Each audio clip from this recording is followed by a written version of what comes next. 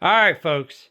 So I'm going to show you how to take down your real Christmas tree, redneck style. First, you grab your Husqvarna 460. It's cold. It was outside.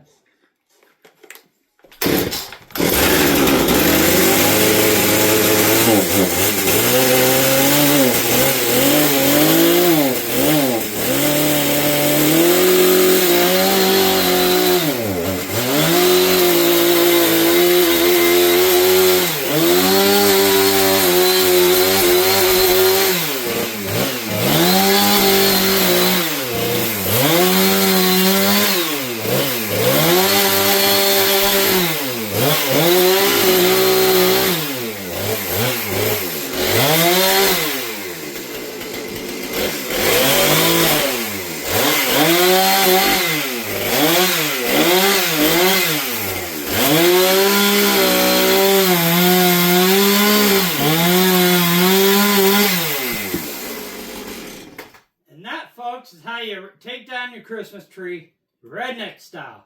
Now remember, hard work pays off.